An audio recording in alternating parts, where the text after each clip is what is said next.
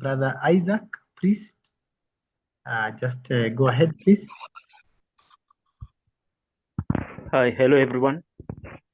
I was just wanting to ask about, for those who are not formally employed, about the pension issue, about financial preparation, and if anyone who knows about the money market funds and their interest and forming portfolios, maybe to fund the retirement.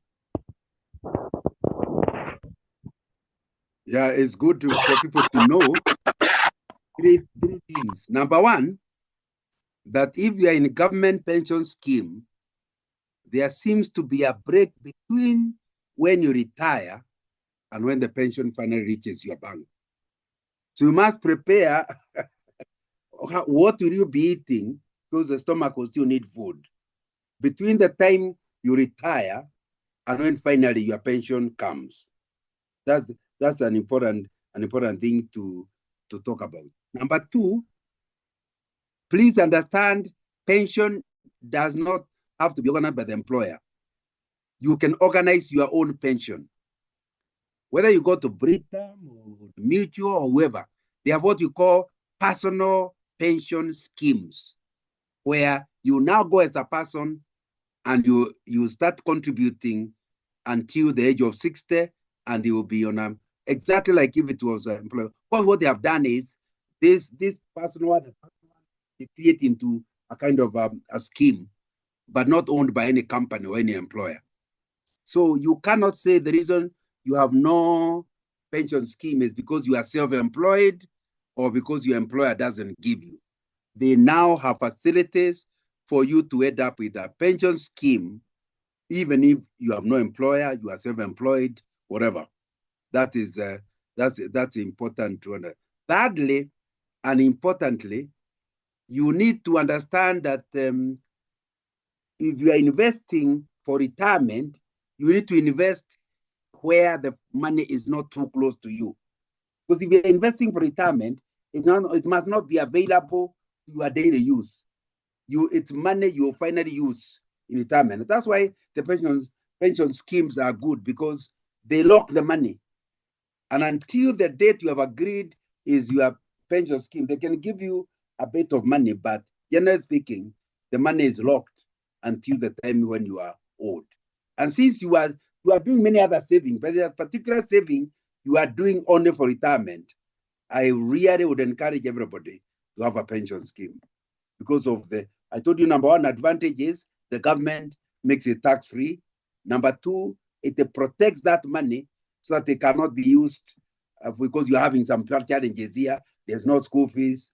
You don't got that money. It's for actually for retirement. Anyway, I think I've said enough on that one. Thank you, John. There's a question here. What practical investment ideas around passive income that would guarantee passive income, of course, in retirement? Is he probably thinking about books, writing, anything that comes to your mind in effect?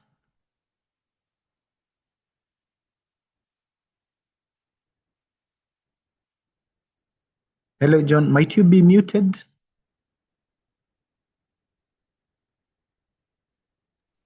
I've been talking without them. Sorry, I imagined so. Yeah.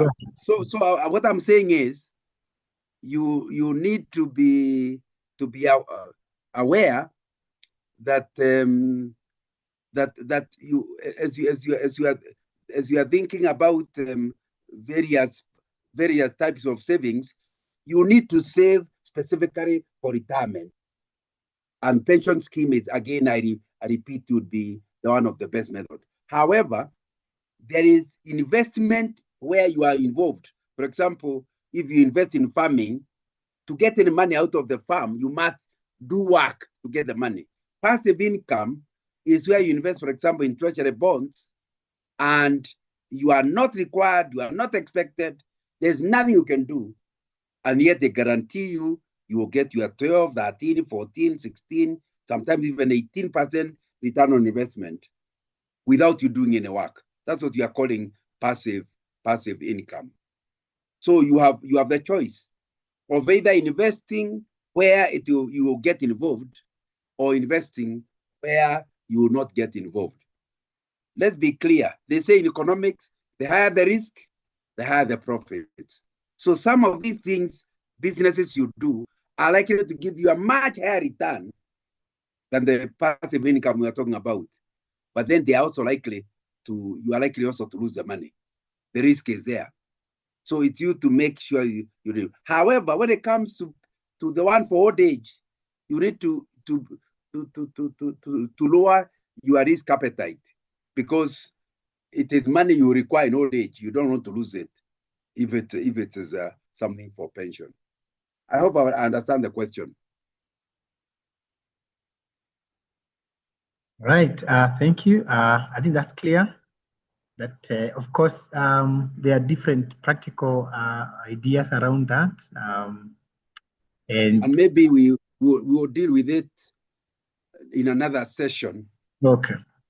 All right. Yeah, because now we have run out of time to go into details. All right. I think we'll need to do what I call, we'll need a session called retirement economics. Oh, okay. Yeah. That's we look forward to that. Asking. Yeah. What would be top 3 must not do after retirement?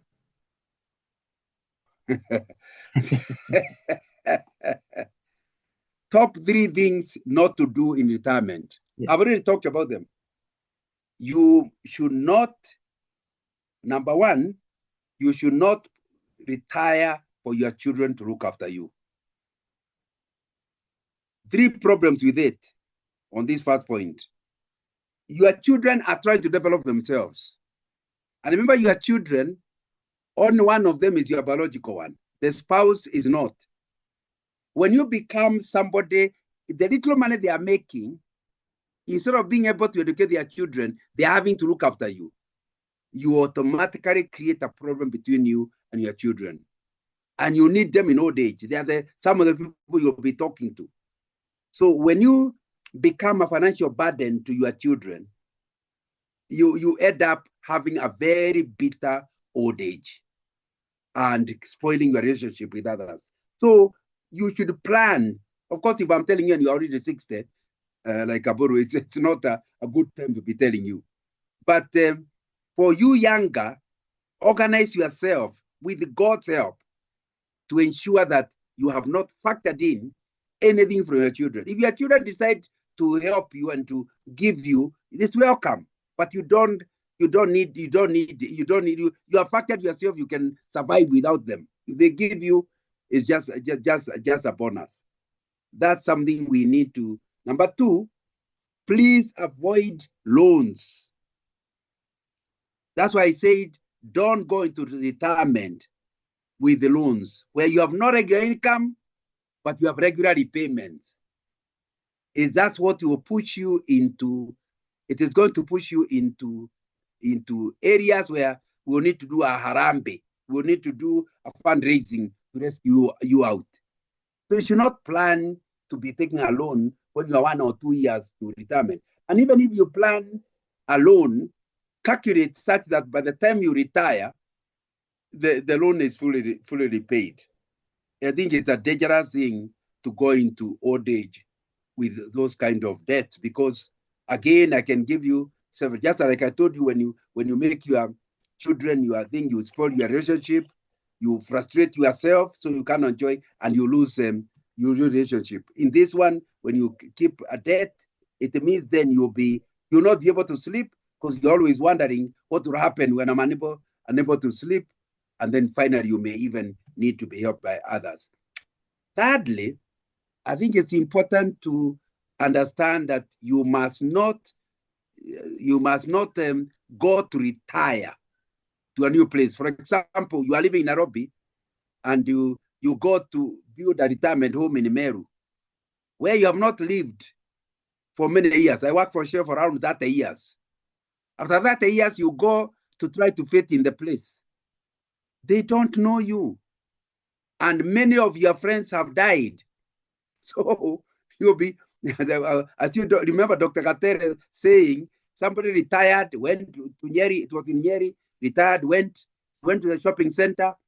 He's got to sit where the other wazes are. Then they don't know him. They have no idea. Of course, they were his primary school mate, but they have not had contact for that years. So he greets them. They say yes. After that, nothing. He said, you don't know, I was the CEO of such and such a company. Or is it? They have no idea what the company it was. They go back to their discussion. The guy was dead within 3 years. Katere said such people, you retire 55, by 58, you are dead. You are dead. So you can see clearly, you need to retire where there are people who you can relate with, where you can do ministry, where you're not going to be idle. Those are three, and I can go on, but I hope I've answered the question. All right. Thank you. And of course, Kaburu adds that don't marry a young girl. That's a fourth one. But anyway, don't marry any girl. Any girl. If your wife is alive, don't marry. Don't add. All right. There's a father asking, what advice then would you give? Suppose someone is approaching 60 and hasn't done all these things. The reality is that fear may set in. What word would you give at this point? Most of us are probably in our earlier years. I suppose someone is 55 now, 50. What's your counsel? Now, if you are, I do agree that all I'm saying, you can see it is, if you're in your 40s and 30s, no problem. I hope when we come to discuss preparing financially, which I've not been able to deal with deeply, I'll talk about the miracle of compound interest. that if you at the age of 25 decide to put 1,000 shillings per month apart, and you have a good investment vehicle, by the time you are 60, there may be enough money to pay you 100,000 shillings per month until you die. And you wonder, surely I only saving 1,000. But if you try to do that at the age of 60, it's not possible. So I agree. However, even if you are 55, you have 5 years to plan, there's enough time. What you mean is, for example, there are some investments you have done. My suggestion is, since like I'll be saying when you come to discuss retirement economics, the language of retirement is liquidity, not capital assets. You may own land, but they are useless in old age. So you pick one of those properties and please turn it into what you call an annuity. An annuity is a figure you pay to the insurance company, and you tell them, I would like you to be paying me 50,000 shillings a month until I die. How much money do you need upfront? That will mean you are buying an annuity. It becomes like a pension. So in addition to your pension, which is very little, you can create an annuity that now ensures you are getting money until you die at a certain level. So if you are already very old, just sell a part of your property and make an annuity, and you end up it's still like a pension scheme. I hope that helps. Right. Yeah, that's very practical. 3 things, and I'm giving my closing remarks. It does not matter whether you are in an NGO, whether you're working for the church, wherever you do, towards the end, your energies will go down. Your ability to raise income, even if you are doing fundraising, will go down. So you cannot assume because you are in an NGO world, you will not go down. So let's be clear. It doesn't matter what area you are, your energy will go down. And when your energy goes down, you either become a liability to the church, like the women in the book of Timothy, who are told that the church will look after them if they are relatives, and because you did not plan from the beginning. So even if you are working in ministry and you are fundraising, part of the money you are raising must go towards the pension scheme. So don't eat everything. Don't be better than the ant. You must create, and we'll be talking about it when we talk about the economics of retirement. So that's the first thing I want to mention. Number two, let's be clear. You cannot do better than your best. So just do your best, but you know your old age is insured by God himself. The trouble is, if you did not plan properly, in old age, you even have difficulty praying because you know I ate everything. I bought a big car instead of buying a smaller car so that I could save.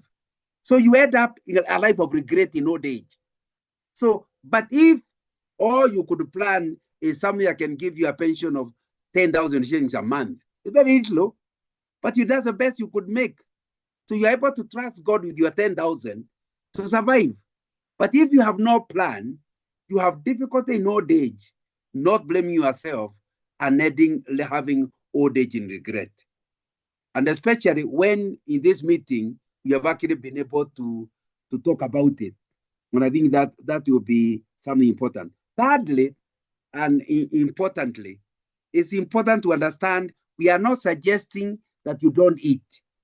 We are saying live within your means you can decide 10% of your income, 20% of your income will go towards helping the future.